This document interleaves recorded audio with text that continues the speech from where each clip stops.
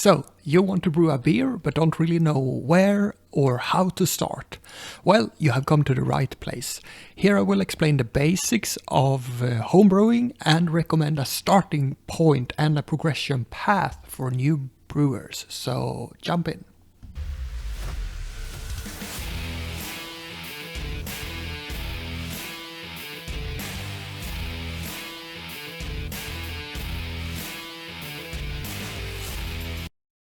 Now, after the rise of homebrewing, there are many options for aspiring brewers. This is great, but it can also cause confusion. The large amount of option makes it difficult for aspiring brewers to even know what to research before deciding on the first brew. Most information is aimed to experienced brewers and can therefore be a bit too technical for a beginner. Even if the information, of course, is very good, it can be difficult to digest. So throughout this video, I will explain the basics of homebrewing and suggest beginners where to start as easily and as cheap as possible, and then progress with future videos where I make it more and more advanced. So I hope to make a nice little series. So I want to start out just with some examples of why you would want to brew a beer yourself. Maybe you're a bit on the fence and need convincing. Here are some great reasons to do it. One, it's fun to learn how beer is made and all the different steps. It's actually cheaper to brew yourself than buying at the store, but this can vary a lot depending on where you live. Some people enjoy the experimentation. I'm one of those that like to try new things when I make a beer and brew something that I don't really can find at the store anywhere. I can customize and tailor it, the brew to my liking. For example, I enjoy highly carbonated beer, so I can therefore make my beer a little bit more bubbly than the usual ones at the store. And the last reason, I think, is the anticipation and the planning and recipe making, like this entire thing. Some people will hate it because it takes so long to make a beer, but I think the wait and the preparation for the next is a bit of the charm of this very nice hobby. So I hope I have hooked you with any of these, or maybe you have other reasons of your own.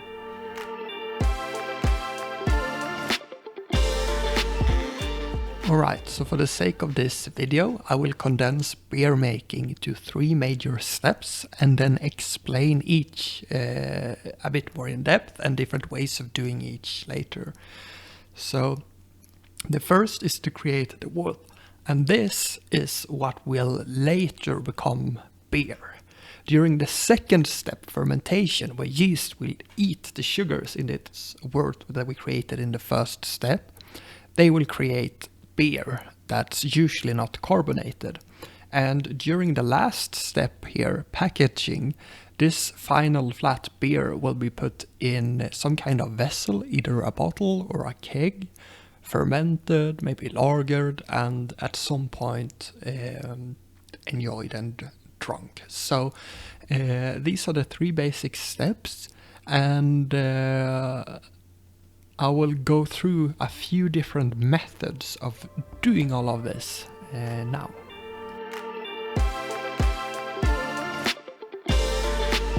So to create the wort, you first need clean equipment, and in some way, shape or form you will extract sugars from some kind of grain. Usually you can actually use bread and other things, potatoes, but usually barley that have been germinated and then roasted to create malt.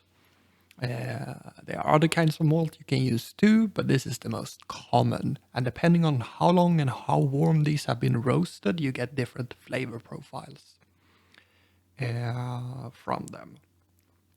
So usually you put them in warm water and let enzymes inside of these malts break down starches inside the malt until sugars, because we want fermentable sugars for the next, for the fermentation later. So after you have done that, Then you will bring your wort to a boil, and this will destroy the enzymes that can create these sugars. So then you remove, before that you remove the grains so you don't keep them in. You want a clear, nice beer and not a porridge. So therefore you remove the malt and you bring it to a boil and add hops. And this is what gives beer the bitterness. The more you add early, so it will boil for a longer time, the more bitter the beer will usually be. You boil this, and after you have boiled it for long enough, it's ready to cool down. And often you aerate it, you mix in some air. This is the only step in brewing we like air. Usually we don't like oxygen, it can destroy many beers. And then you move it on to fermentation, put it in a fermentation vessel like a bucket over here, and go to the next step.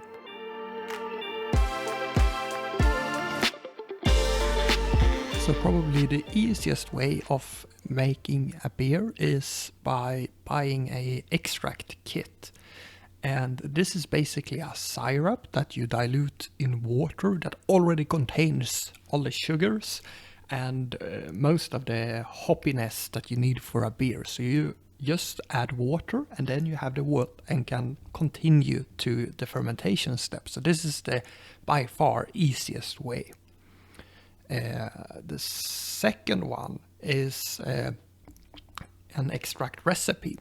Here you can buy different extracts yourself and you can tailor them to your liking.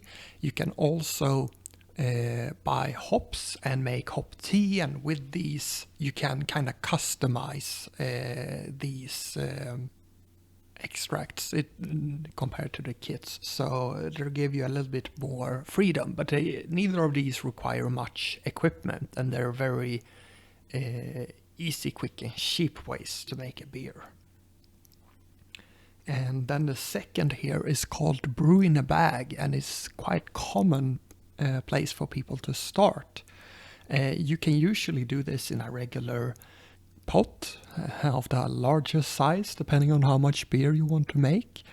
And you basically get a big sock or tea bag around the malt that you buy, that you will heat up. You will extract sugars from this malt, and then you will remove the malt, boil the wort, and add hops to get bitterness, and then you cool this and move on to fermentation.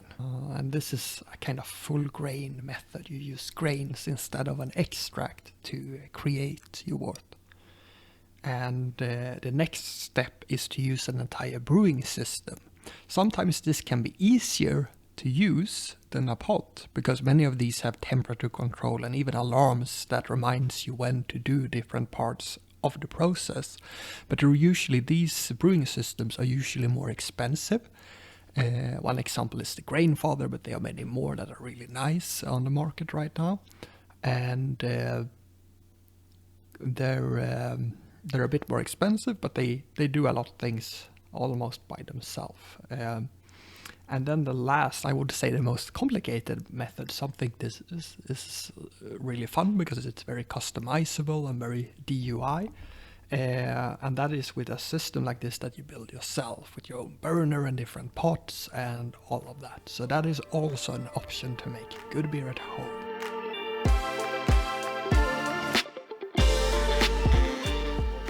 Yes, so during fermentation, we put the cold wort in a clean fermentation vessel. It could just be a bucket like this. It can be made of glass. It can be one of these fancy steel pressure fermenters or whatever you like. But some kind of vessel, preferably with a lid and an airlock, to prevent explosions or contamination. So that is what we start with. And then we add yeast. In many cases you want to control the temperature of the fermentation, but depending on what yeast you use, you can just keep it in a garage or a cupboard, wherever you have space. I have a lot of them in my wardrobe. whatever floats your boat. And then usually you take a gravity reading around this point, and this is to measure how many fermentable or how many sugars are in the beer. So later, when it's done fermenting, you can determine how strong, how much ABV you have in the beer. So you take a measurement at the start, preferably even before you add yeast, and one at the end to know that it's done. You can also use fancy equipment to measure this continuously, so you don't have to open the beer or pour it out. So that is one step. And make sure you have the lid on and let it sit for around 2 weeks, depending what kind of beer you make. And then you're ready to package the beer.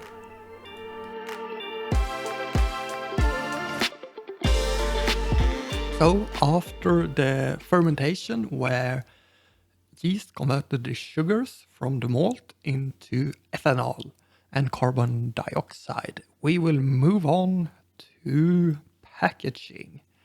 And here we make sure that it's done fermenting, otherwise you get exploding bottles. So make sure that the final gravity is what's expected from your recipe. And you will, as usual, have clean equipment. You can package in many ways, either in a keg or in some kind of a bottle. And the easiest, cheapest way to get started is usually bottles, but it involves a lot of cleaning. So you might want to upgrade with a keg as soon as you can, because it's a lot of work to do bottling. And you can get regular bottles and bottle caps that you can attach with a machine, or you can get this the swing caps that you can reuse. And one thing that many people don't use but works in an emergency is this PET bottles from like Coke or whatever soda you enjoy. So during this step, either use a kegging system, and that's a science in itself, or if you prefer to bottle, then you will add sugars to your finished beer and put them in a bottle. And the reason you add these sugars are that the beer is flat. There is no bubbles, the most important part. And because we like bubbles, we add these sugars to the beer. We put them in the bottle, and once you put the cap on and put them dark, the yeast will start fermenting, and that will convert the sugars you just added to ethanol and carbon dioxide. So if you add too little sugars, you will get a very flat beer without any bubbles. If you add too much, the pressure inside the bottle will become so great that the bottle explodes. But if you add the right amount, then you might get a very nice fizzy beer in the end. Usually I let them sit for at least 2 weeks in the bottles before drinking them.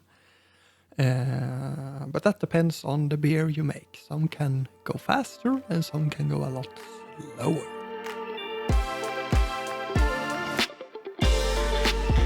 Okay, now we get to the interesting part of this video, I think, and that is, where do you start? Now I've been rambling different methods for almost 15 minutes, and I haven't even got to the point. Where should you start? What should you do? I recommend the inexperienced brewer to start as simple as possible with just an extract kit. And the reason for this is that it's the easiest one. There is a lot of steps in brewing, as you heard now, so it's good to only do a few. You essentially skip the entire first step and you only do fermentation and bottling. And then you can make sure to do those steps really well. And one part you have to learn when you start brewing is to clean your equipment and keep everything nice and organized. So this is much easier when you do it for the first time, if you don't have too many different things to think about and can focus on doing a few things and do them very well. And also when you do a kit like this, the odds of doing something wrong is much smaller. There is less things that can more function. It's more foolproof. So the odds of you actually getting a nice beer at the end is much higher too. And I think that's important, that when you put in the work the first time to do your beer, that you actually get something nice in the end of it and not waste many months or weeks of work. So therefore, I think this is a very good starting point.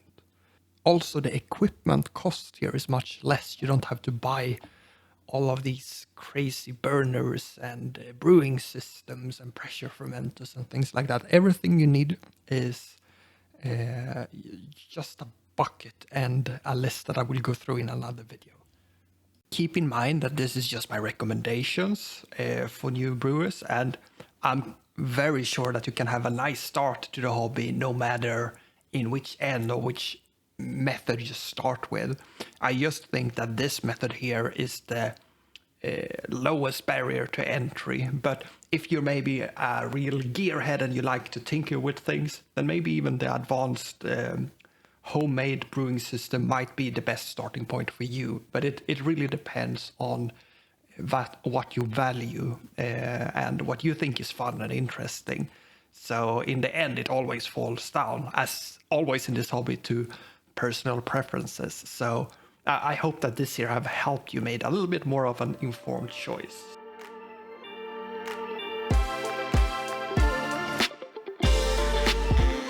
But you're not done with your decision yet. Even if you decided on which method to use to brew, the next step is finding a recipe. And here, once again, I want you to stay on the cautious side the first time, because it's easier to make mistakes, and some beers are quite more susceptible to mistakes. So I would recommend you to do something quite hoppy or with strong flavors in some way, such as an IPA or maybe a Weiss beer, maybe a Session beer. It's a very nice starters. I would try to avoid lagers and pilsners the first time, and the reason for that is that these are kind of like the vanilla of beer. They're very nice, but there is not like a lot of strong flavors. So if you make some mistake and you get some kind of off flavor, it will shine through much more compared to if you have something with a lot of flavor in it or bitterness, like a strong IPA or something like that. It's more forgiving. I would also urge you to stay away from the really high ABV beers, the first brews. Don't do any of the triples from Belgium or something like that, because that will stress the yeast a lot, and you need to know a lot of the yeast when you brew it. So I would recommend a Weiss beer or an IPA as a starting point, but it's a recommendation. You do what you want, but it's a good starting point, I think. The odds of you getting a good end product is much higher.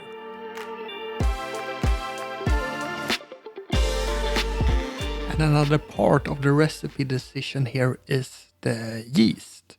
The yeast in most ale yeast and session yeast and Weiss beer yeast are very good at fermenting at room temperature. Lager strains are not. They usually want to be cooled down to around 5 Celsius, but a lot lower than what you get in a room. So if you don't have specific cooling, I would kind of stay away from it. There is also some recipes that require heating of the brew.